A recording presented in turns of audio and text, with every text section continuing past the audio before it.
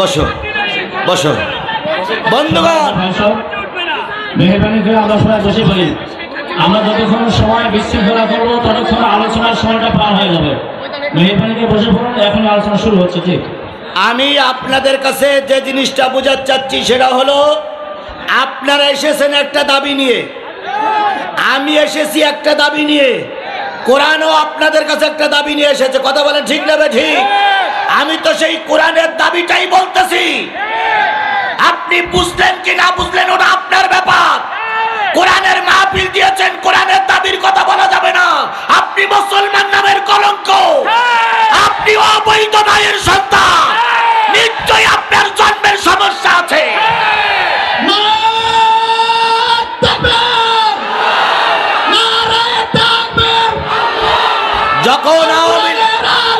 যখন আওয়ামী লীগ সরকার ক্ষমতায় ছিল, আমি তাদের মুখের পরে দাঁড়িয়ে আমার কথা বিচারিয়েছি। আর এখন জোট সরকারের তত্ত্বাবধায়ক সরকার ক্ষমতায়, কোন আওয়ামী লীগের দালালের কথা শুনে মাহফিল বন্ধ হবে না। বরং যদি কেউ বন্ধ করতে চায়, সে যেন তার পায়ের কাছ থেকে বিদায় নিয়ে আসে। নতুন করে বিদায় নেওয়ার সুযোগ বাংলার জনগণ দেবে না, দেবে না, দেবে না। হয়েছে হয়েছে, বসেন বসুন, হয়েছে, আচ্ছা হয়েছে, বসুন। আমি বলতেছিলাম কোরআন বুঝে বুঝে পড়তে হবে। কি বলতেছিলাম? কোরআন বুঝে বুঝে পড়তে হবে। এটা কি আমার বক্তব্য? এটা কি কোনো আলেমের বক্তব্য? এটা সকলের বক্তব্য। কোরআন বুঝে বুঝে পড়তে হবে। 3 নম্বর কোরআনের দাবি, ততটুকুই আমল করা লাগবে। কি করা লাগবে? জানার মানা দুইটা জিনিস এক নয়। আমার বাংলাদেশের বহুত আলেম জানে কিন্তু মানে না। ইবলিস শয়তানের কথা বড় হুজুর বলতেছিল, বড় হুজুর ইবলিস শয়তানের কথা বলতেছিল। আবার বড় হুজুর আমাকে না,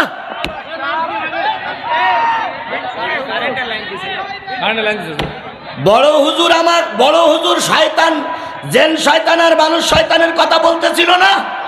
আবার বড় হুজুর এখনই বলতেছে এই জাতীয় কথা। আপনি একটু বিরত থাকেন। তাহলে আপনার ওয়াজের কাজটা হইল কি? আপনি তো বলেছেন জেন শয়তান আর মানুষ শয়তান, তাহলে মানুষ শয়তান মোকাবেলা করার জন্য আমাদের ময়দানে থাকা লাগবে না? জেন শয়তান যেমন আছে, এইরকম মানুষ রূপী কিছু শয়তান আছে। কথা বলেন ঠিক না ঠিক? এটা আজকের নতুন প্রজন্ম নয়, এটা কিয়ামতের জন্মের লগ্ন থেকে এই মানুষ শয়তান, জেন শয়তান ছিল। সুতরাং কোরআনের 3 নম্বর দাবি হচ্ছে, যতটুকু জেনেছো ততটুকু কি করো। এই আপনাদের হলো কি? আপনারা দাঁড়াই আছেন কেন? আপনারা কি কোরআনের শত্রু? একজন লোকের জন্য যদি কোরআনের মাহফিল বন্ধ হয়, তাহলে আমরা হাজার হাজার মুসলমান এখানে কের জন্য আছি? বসেন, বসুন, বসুন। এই লোকগুলো বসাই দেন,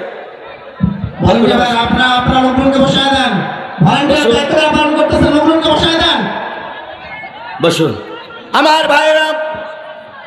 তাহলে কোরআনের 1 নম্বর দাবি কি? আমার দিকে খেয়াল করেন। কোরআনের 1 নম্বর দাবি কি? 2 নম্বর দাবি কি? বুঝে বুঝে পড়ো। 3 নম্বর দাবি হলো, যতটুকু বুঝেছ ততটুকুর পরে কি করো? আমল করো। কোরআনের 4 নম্বর দাবি হলো, কার দাবি? এটা আওয়ামী লীগের দাবি নয়, বিএনপির দাবি নয়, জামাত ইসলামের দাবি নয়, আজিজুল ইসলামের দাবি নয়। দাবি হলো আল্লাহর কোরআনের। কোরআনের 4 নম্বর দাবি হলো, শুধু পড়লি হবে না, বুঝে পড়লি হবে না, আমল করলি হবে না। এই কোরআনের পথে মানুষকে আহ্বান করা লাগবে। ওমান আহসানু কাওলাম মিম্মান দাআ ইলাল্লাহি ওয়া আমিলা সালিহাও ওয়া ক্বালা ইন্নানি মিনাল মুসলিমিন।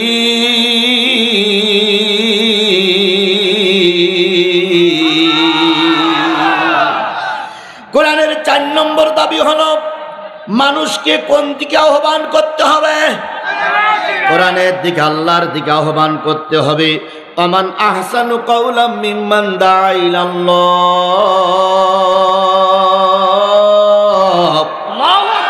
তার কথার চেয়ে উত্তম কথার কার হতে পারে যে মানুষকে আল্লাহর পথে আহ্বান করে বলে আমি একজন মুসলমান। তাহলে কোরআনের 4 নম্বর দাবি, মানুষকে কোরআনের পক্ষে আহ্বান করতে হবে, কোরআনের পক্ষে ডাকতে হবে। তার মানে দাওয়াতি তাবলীগ কাজ করা লাগবে। ইয়া আইয়ুহার রাসূল বাল্লিগ মা উনজিলা ইলাইকা মির রাব্বিক, হে আমার নবী, রবের পক্ষ থেকে যা আছে সব মানুষের কাছে পৌঁছায়া দাও। তাহলে কোরআনের 4 নম্বর দাবি, দাওয়াতি কাজ করা লাগবে, তাবলীগের কাজ করা লাগবে। কোরআনের 5 নম্বর দাবি, ভালো করে খেয়াল করেন, যিনি এখানে কথা বলতেছিলেন তিনিও কথাগুলো শোনার দরকার ছিল। সবচেয়ে বড় ভুল হলো তিনি বলে নিচে গেলেন কেন? এইটাই তো সবচেয়ে বড় ভুল। তিনি যদি জাফর ভাইয়ের সঙ্গে বলি এখানে বসে থাকতেন তাহলে এতগুলো হট্টগোল হতো না। আপনি বলি নিচে গেলেন কেন? আপনি নিচে গেলেন, উনি ওখানে নিচে গেছে দল পাকাতি।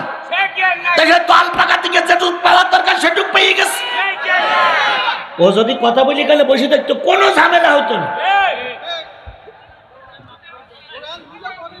ও কোরআন জানেই না।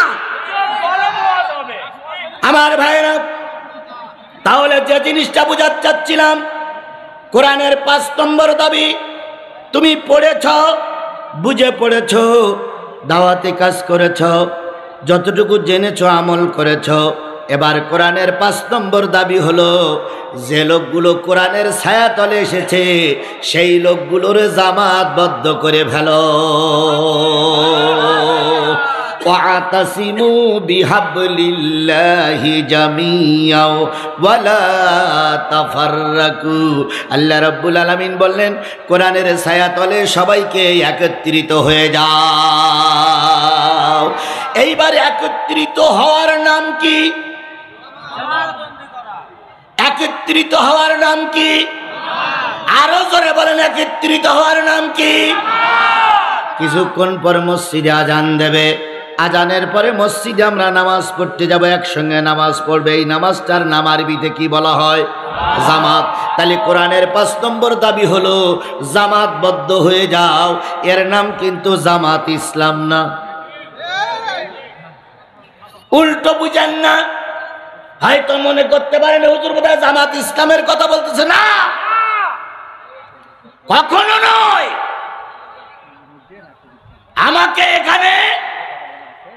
আমাকে এখানে জামাত ইসলামের পক্ষে পাবলিসিটি করার জন্য ডেকে আনা হয়নি। আমাকে ডেকে আনা হয়েছে কি বলার জন্য? দয়া করে ভুল না বোঝার জন্য অনুরোধ করছি। এখানে ভুল বোঝাবুঝির কোনো সুযোগ নেই, কারণ আমাকে ডেকে আনা হয়েছে কি বলার জন্য? তাহলে কোরআনের 5 নম্বর দাবি হলো কি বদ্ধ হও, জামাতবদ্ধ হও, একত্রিত হও।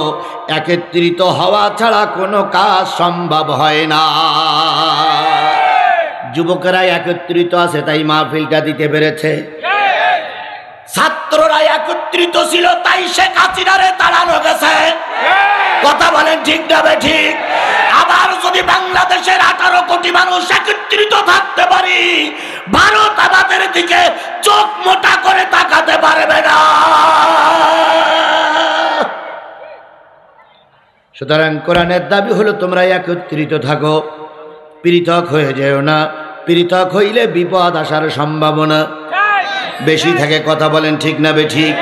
এবার আপনারা এখানে যারা আছেন, জামাতবদ্ধ হওয়ার গুরুত্বটা একটু বলি। আপনারা এখানে যারা আছেন, একা একা যদি সমাজ সংস্কার করতে চান হবে? বড় হুজুর পাশে বসে আছে, উনি বিরাট আলেম। উনি যদি মনে করে একা একাই 5 বিবি সংস্কার করে ফেলবো, জীবনেও পারবে না। ওনাকে অবশ্যই জামাতের ভিতরেই আসতে হবে। জামাত ছাড়া উনি একা একা যতই তদবির তাগেদা করুক না কেন, কোনো জেন এই 5 বিবির থেকে একটাও জেন যাবে না, বরং তদবির যত করবে জেন ততই আসবে। এখন এই জেন তাড়াতে গেলে, এই দুষ্টুদের তাড়াতে গেলে কি হওয়া লাগবে? একত্রিত হওয়া লাগবে। আবার একত্রিত হলেই হবে না। ওই মসজিদগুলো পরিষ্কার করে কি দিয়ে? ঝাড়ু তৈরি করতে গেলে কতগুলো শলা লাগে? কত? অন্তত 1-200। এবার 200 নারকেলের শোলা নিলেই কি ঝাড়ু হবে? হবে না। ওই 200 শোলা নিয়ে কি করতে হবে? মজবুত করে বাঁধতে হবে। বানলি কি ঝাড়ু হয়ে গেল? না, ওর ভিতরে একটা কি দেওয়া লাগবে। কি ওটারে কি বলে? খিল দেওয়া লাগবে, লাঠি দেওয়া লাগবে। তাহলে লাঠি দেওয়ার পরে মাঝখানে একটা কাঠি দেওয়ার পরে দড়িতে যদি বাঁধেন, 200 নারকেলের শোলারে দড়িতে বাঁধলেন মাঝখানে কি দিয়ে, তাহলে এবার কি হবে? এবার ঝাঁটা হবে। এই ঝাঁটা দিয়ে ময়দান পরিষ্কার করা যাবে না যাবে না? এই ঝাঁটা দিয়ে মসজিদ পরিষ্কার করা যাবে না যাবে না? এখন আমি বিরাট হুজুর, হাজারো আলেমের ওস্তাদ, আমি একজন পীরে কামেল, একা একা যদি ময়দান পরিষ্কার করতে চাই, একটা ঝাঁটার কাঠি দিয়ে যেমন ময়দান পরিষ্কার সম্ভব নয়, একজন আলেম একা একা ময়দান পরিষ্কার করতে পারবে না। অনেকগুলো ঝাঁটার কাঠি, অনেকগুলো মুসলমান, অনেকগুলো কর্মী, অনেকগুলো মৌলবী, অনেকগুলো মুসলমান এক জায়গায় হতে হবে, বাঁধতে হবে দড়ি দিয়ে। সেই দড়িটার নাম হলো কোরআন। সেই দড়িটার নাম কি? আরো জোরে বলেন, আরো জোরে বলেন। এটা হলো হাবলুল্লাহ, আল্লাহর রশি। এই রশি দিয়ে ঝাঁটাটার পুরোপুরি কি করতে হবে? বাঁধতে হবে। শুধু বানলি হবে না, মাঝখানে একটা কি দিতে হবে, গজ দিতে হবে, কাঠি দিতে হবে। এই কাঠিটা হলো এখন আমাদের নেতা। সেটা জামাতের নেতা হতে পারে, ঐক্যজোটের নেতা হতে পারে, খেলাফত আন্দোলনের নেতা হতে পারে, বিএনপির নেতা হতে পারে, আওয়ামী লীগের নেতা হতে পারে। নেতার চারিপাশে কাঠিগুলো যখন মজবুত ভাবে বাঁধা হবে, সেটা হয়ে যাবে ঝাঁটা। আর ওই ঝাঁটা দিয়ে ময়দান পরিষ্কার করা যাবে না যাবে না? সুতরাং কোরআনের ছায়া তলে আসতে হবে। আমরা এখানে যত মুসলমান আসছি, অন্য দলে থাকলে হবে না। কিসের দলে থাকতে হবে? কোরআনের দলে থাকতে হবে। আর ওই সব মুসলমানদের কি দিয়ে বাঁধতে হবে? কোরআন দিয়ে বাঁধতে হবে। আর মাঝখানে এরকম একজন আমির, আমাদের ফজলুল হকের মতন একজন আমির, তারপরে ডক্টর মোহাম্মদ শফিকুল রহমানের মতন একজন আমিরকে নিয়ে এবার নেতৃত্ব তৈরি করতে হবে। ওনাদের নেতৃত্বে রশি দিয়ে বেঁধে যদি আপনি গজ দিয়ে যদি ময়দানে নামেন, আল্লাহর কসম 5 তারিখে যেমন জালেমেরা পালিয়ে যেতে বাধ্য হয়েছে, আগামীতে যদি আমরা ঐক্য থাকতে পারি, কোন জালেম টেকবে না।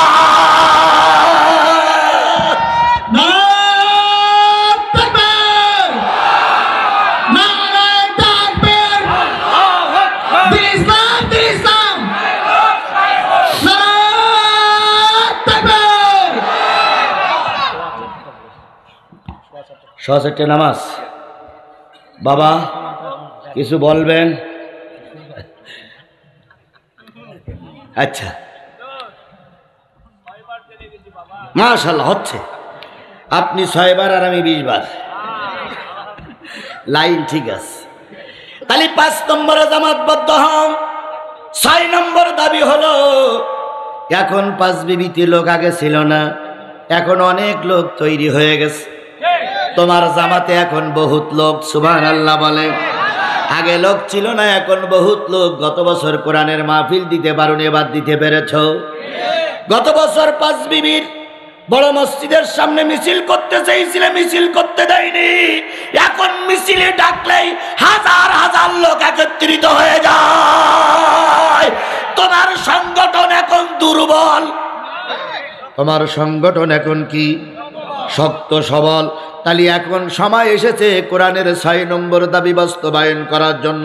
কোরআনের 6 নম্বর দাবি হলো কোরআনের গণভবন, কোরআনের রাষ্ট্র দিয়ে, কোরআন দিয়ে রাষ্ট্র পরিচালনার পরিবেশ তৈরি করে ভালো। তার মানে রাষ্ট্রে এবার কোরআনের আইন চালু করে দাও। ও আমার 5 বিবির মুসলমানেরা, এবারে স্পষ্ট করে বলুন তো, কোরআনের রাজ কায়েম করার সময় এসেছে না আসেনি? জোরে বলেন, কোরআনের রাজ কায়েম করার সময় এসেছে না আসেনি? তাহলে আজকের এই বিশাল জনতা শপথ নিতে হবে। যদি আরো রক্ত দিতে হয় রক্ত দেব, আরো যদি ফাঁসিতে যেতে হয় ফাঁসিতে যাব, আরো যদি মামলার শিকার হতে হয় মামলা নেব, তবুও কোরআনের রাজ কায়েম না করে কোন কর্মী ঘরে ফিরে যাব না। কারা কারা রাজি আছেন? 2 হাত উঁচু করে দেখান।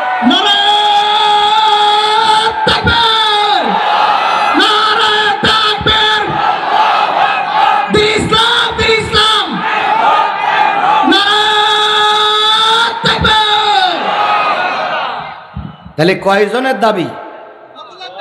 না, আপনার দাবি আমার কাছে, আমার দাবি আপনার কাছে, কমিটির দাবি আপনার কাছে, আমার কাছে, কোরআনের দাবি আপনার কাছে, আমার কাছে।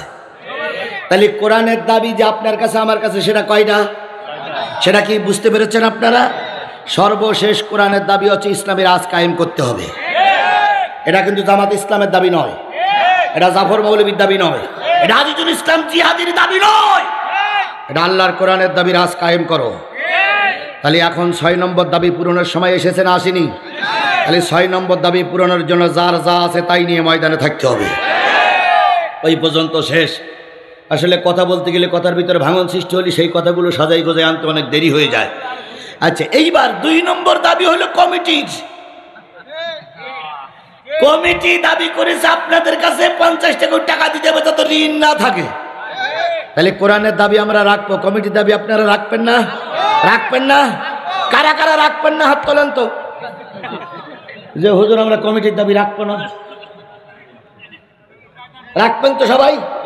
তাহলে সবাই পকেটে হাত দেন, আমি হাত দিচ্ছি, দেখি কিছু পাওয়া যায় কিনা।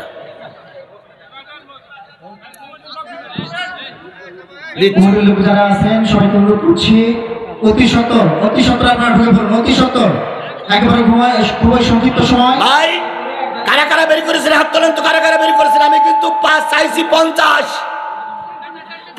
না থাকে তাকবীর। সুবহানাল্লাহ, আলহামদুলিল্লাহ, লা ইলাহা, আলহামদুলিল্লাহ, লা ইলাহা, জোরে জোরে সুবহানাল্লাহ, আলহামদুলিল্লাহ, লা ইলাহা, সুবহানাল্লাহ, আলহামদুলিল্লাহ, লা ইলাহা, লা ইলাহা ইল্লাল্লাহু মুহাম্মাদুর রাসূলুল্লাহ। 2 তাকবীর একসাথে। জেলা আমির আসার কারণে তাকবীর, আর কানেকশন শেষ হয়ে গেছে, কোরআনের আলোচনা শুরু হবে, এর জন্য আর এক তাকবীর। 202 তাকবীর একসঙ্গে, নারায়ে তাকবীর, আরো জোরে লিল্লাহে তাকবীর। আল কোরআনের আলো, তোমার নেতা আমার নেতা, দুনিয়ার মুসলিম, আল্লাহ আমাদের কবুল করুক। তাহলে কোরআনের দাবি ছিল কয়টা?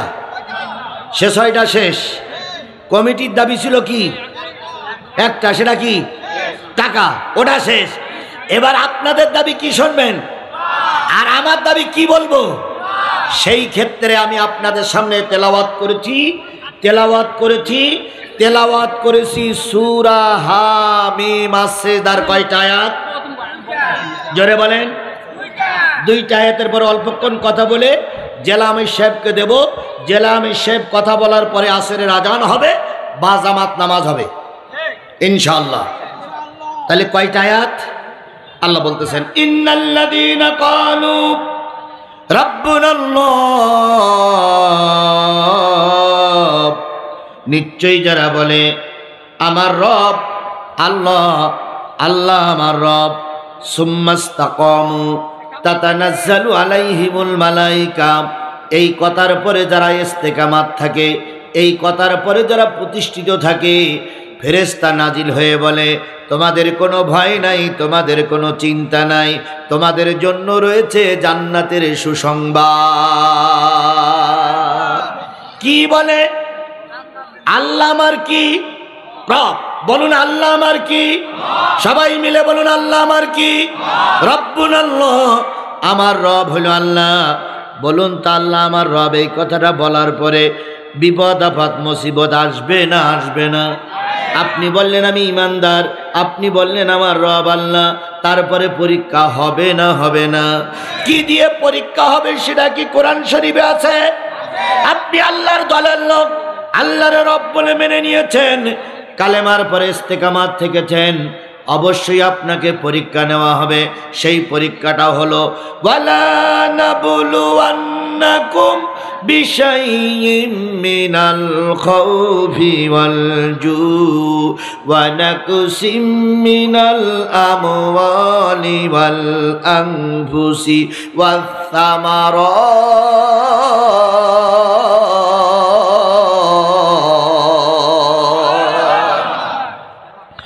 অবশ্যই তোমাদের পরীক্ষা নেব। ওয়ালা নাবলুওয়ান্নাকুম বিশাইইম মিনাল খাউফ, অবশ্যই তোমাদের পরীক্ষা নেব কি দিয়ে? ভয় দিয়ে। কিসের ভয়? আরো জোরে বলেন কিসের ভয়? যাদের হৃদয় আছে আল্লাহর ভয়, তারা কভু পথ ভুলে যায় না, তারা কভু পথ ভুলে যায় না। আল্লাহর প্রেম ছাড়া এই দুনিয়ায় কারো কাছে কোনো কিছু চায় না। রাতের আধারে যারা সিজদাতে রয়, দু চোখের অশ্রুতে নদী যেন বয়। ছলনার হাত চানি যতই আসুক, ছলনার হাত চানি যতই আসুক, পিছনে ফিরেও তাকায় না। যাদের হৃদয় আছে আল্লাহর ভয়, তারা কভু পথ ভুলে যায় না। তাহলে অবশ্যই পরীক্ষা নেওয়া হবে কি দিয়ে? ভয় দিয়ে। সেটা আল্লাহর ভয়। কিন্তু বিগত 15.5 বছর দেখেছি আল্লাহর ভয় থাক আর নয় থাক, পাতি নেতাদের ভয় অবশ্যই ছিল। সেই পাতি নেতারা এখনো দুনিয়া থেকে বিলুপ্ত হয়ে যায় নাই। মাঝে মাঝে দুই টাকের মতন অবস্থা দেখাচ্ছে। মাথা কাল্লা আলাদা করে ফেলবো, ঠ্যাঙের গিরে ছাড়াই ফেলা হবে। 6 মাস আগের বাংলাদেশ আর 6 মাস পরের বাংলাদেশ কিন্তু এক না। কথা বলেন, কথা বলেন, কথা বলেন। 6 মাস আগের একজন পাতি নেতার কারণে মাহফিল বন্ধ করে দিতে বাধ্য হয়েছি। এখন কি সেই সময় আছে? জোরে বলেন, সেই সময় আছে। স্বাধীন দেশে স্বাধীনভাবে কোরআন বলা হচ্ছে। যদি কারোর সহ্য না হয় সে চলে যাবে, কিন্তু কোরআনের মাহফিলে ডিস্টার্ব করার অধিকার কারণ নাই। যদি কেউ ডিস্টার্ব করে তার জনগণ তার কাল্লা আলাদা করে ফেলবে। কথা বলেন, কথা বলেন, কথা বলেন। আল্লাহ আমাদের কবুল করুক ইসলামের পক্ষে। তাহলে ভয় দিয়ে পরীক্ষা হবে। যুগে যুগেই ভয় ছিল, এখনো ভয় কিছু আছে না নাই?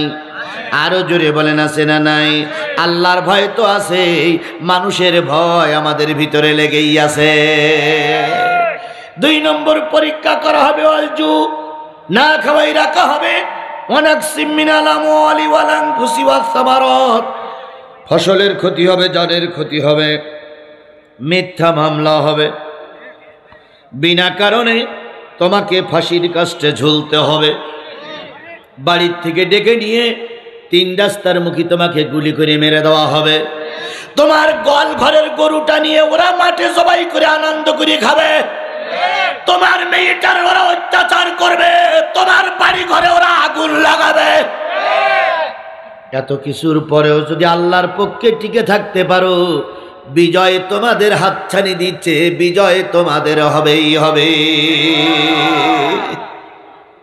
ইসলামী আন্দোলনের 7-8 জন নেতাকে যখন ওরা ফাঁসির কাস্টে ঝুলালো, আল্লামা সাইদির মতন বড় আলেমকে যখন জেলখানার ভিতরে ঢোকালো, গোটা বাংলাদেশের আপনা থেকে আপনা নেতা কর্মীর নামে যখন অগণিত মামলা হলো, ওরা তখন আনন্দ মিছিল করতো আর বলতো হুজুরগাঁও অবস্থা শেষ, হুজুররা আর কোনোদিন মাথা উঁচু করে দাঁড়াতে পারবে না, এদেশে আর হুজুররা মেরুদণ্ড সোজা করে দাঁড়াতে পারবে না, অমুক দল তমুক দল সব শেষ। আমরা শুধু ধৈর্য ধরেছি। কথা বলেন ঠিক না বেঠিক? কারণ বিপদে পড়লে ধৈর্যর চাইতে মহা ঔষধ আর কিচ্ছু না। যারা বিপদে পড়ে ধৈর্য ধারণ করে আল্লাহ তাদের একদিন বিজয় দেয়। কথা বলেন, কথা বলেন, কথা বলেন। কি কায়দা করে আপনার সামনে এসে দিন দিন করে নাচতে আর বলতে তোমার গা দল ফুট, কি বলিনি যে তোমাদের এই দল আজ জীবনে কোনোদিন সরকার গঠনে যেতে পারবে না, তোমাদের দল সব ফুট।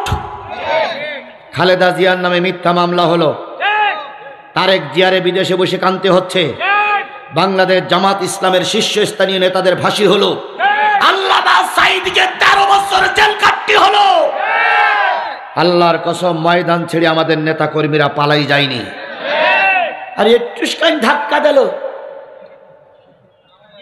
তাও ছোট ছোট বাচ্চারা, এরা বুড়ো মানুষ ধাক্কা দিয়ে যায়নি। ধাক্কা দিয়েছে কারা? ছোট ছোট বাচ্চারা একটুখানি ধাক্কা দিয়েছে, আর দুলাভাইয়ের বাড়ি চলে গেল।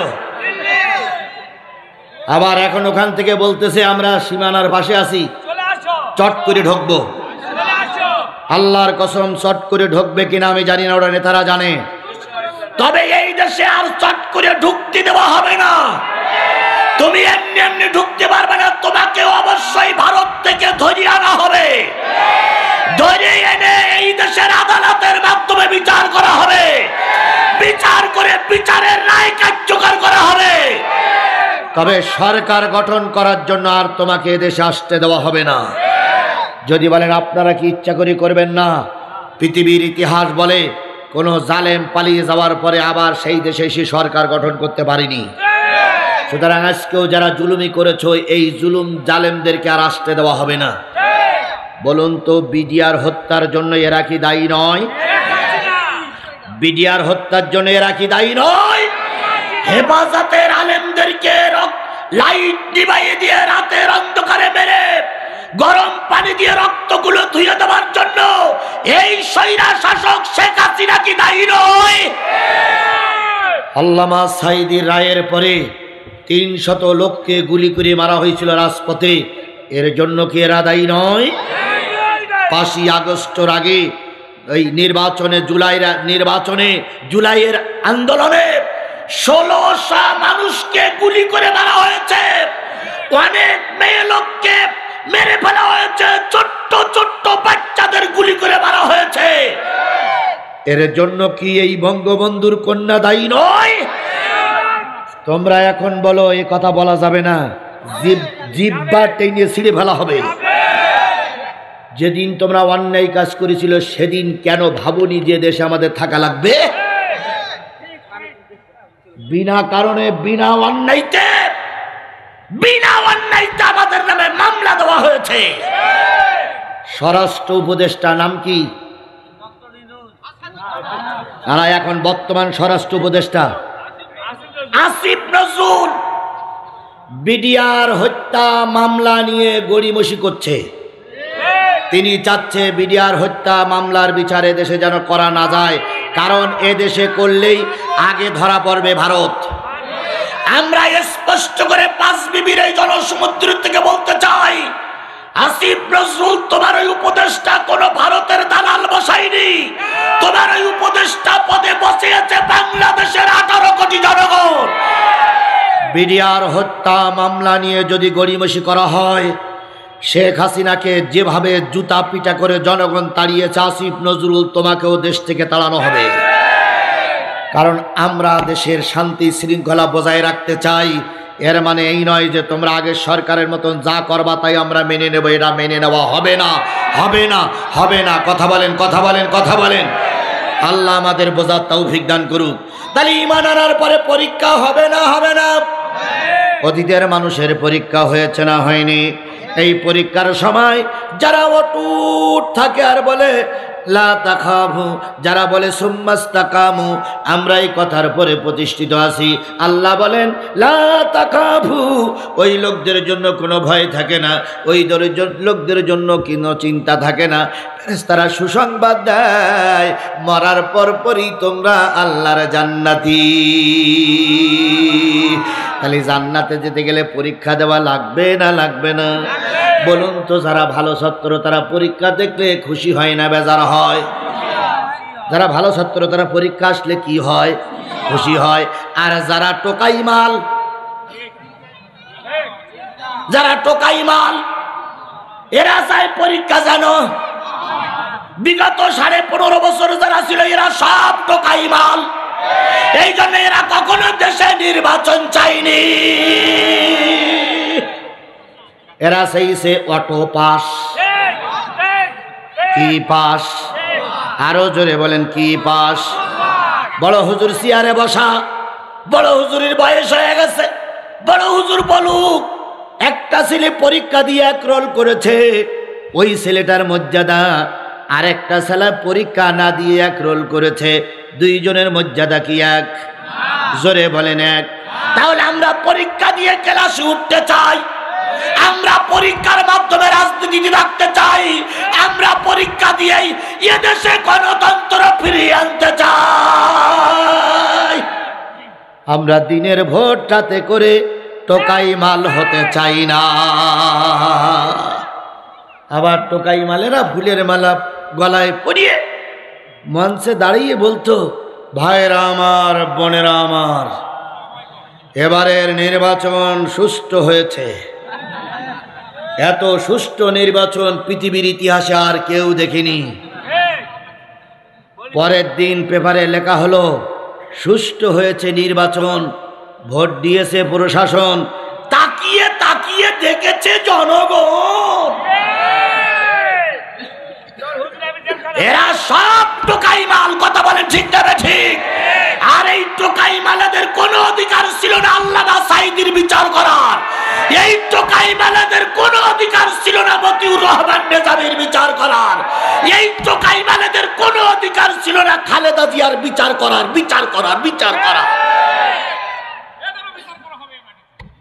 তাহলে আপনারা কি টুকে পাস করতে চান না পরীক্ষা দিয়ে পাস করতে চান?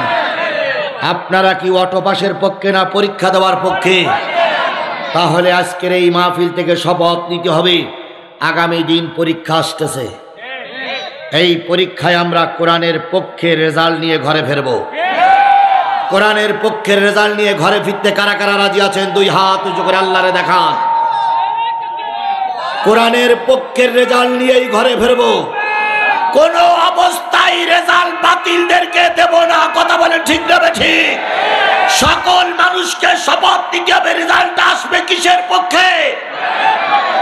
তাহলে কোরআনের পক্ষে পরীক্ষা দিয়ে রেজাল্ট নিয়ে কোরআনের গলায় ফুলের মালা পরিয়ে আমরা ঘরে ফিরব। আল্লাহ আমাদের সেই দিন পর্যন্ত কবুল করুক। আর একটু জোরে বলেন আমিন, আরো জোরে আমিন, আরো জোরে আমিন। বেঁচে থাকলে আবারও দেখা হবে, বেঁচে যদি না থাকে আল্লাহ যেন পরকালে আমাদের দেখা করিয়ে দেয়। আমি 20টা মামলার আসামি, 5 দিন আয়না ঘরের ভিতরে ছিলাম, 5 দিন আমাকে রিমান্ডে রেখেছিল, আমার ঘর বাড়ি ভেঙে তছনছ করেছে, এরপরেও ময়দানে আছি। সেই দিন আল্লামা সাঈদীর আত্মা শান্তি পাবে, সেই দিন 500 শহীদের আত্মা শান্তি পাবে, সেই দিন বিডিআর হত্যাকারীরা শান্তি পাবে, বিডিআর যাদেরকে হত্যা করা হয়েছে তাদের আত্মা শান্তি পাবে, সেই দিন হেফাজতের আলেমরা যারা মারা গেছিল তারা শান্তি পাবে, যেই দিন এদেশে কোরআনের আইন চালু হবে। আল্লামা সাঈদীর শেষ বক্তব্য ছিল, 50টা বছর কোরআনের দাওয়াত দিয়েছি, আমার স্বপ্ন বাংলাদেশ একটাবারের জন্য কোরআনের দেশ হোক। তিনি এখন দুনিয়ায় নাই, তিনি এখন কবরে শুয়ে আছেন। যদি আমার এই দেশটার আমরা কোরআনের দেশ বানাতে পারি তাহলে নিশ্চয়ই তিনি শান্তি পাবেন। সুতরাং আগামী দিনে টার্গেট হবে আমার দেশ কোরআনের দেশ হোক, আমার দেশের সংসদ কোরআনের সংসদ হোক, আমার দেশের গণভবন কোরআনের গণভবন হোক, আমার দেশের নেতারা কোরআন দিয়ে চলুক, কোরআন দিয়ে দেশ চালাক। এই ব্যাপারে আপনারা সবাইকে একমত? সবাইকে একমত? সবাইকে একমত? আল্লাহ আমাদের একমতের পরে রহমত নাজিল করুন। ওমা তৌফিকি ইল্লা বিল্লাহ, আখিরু দাওয়ানা আলহামদুলিল্লাহি রাব্বিল আলামিন। সম্মানিত জেলা নেতা কথা বলবেন, জেলা আমির সাহেব কথা বলবেন, আজান হবে, আজানের পরে মসজিদে জমাত হবে, এখানেও জমাত হবে। এতক্ষণ যারা বসে আছেন জেলা আমির সাহেবের কথা শুনে তারপর যাবেন। আল্লাহ আপনাদের সহায় হোক। ঘোষণা দেন।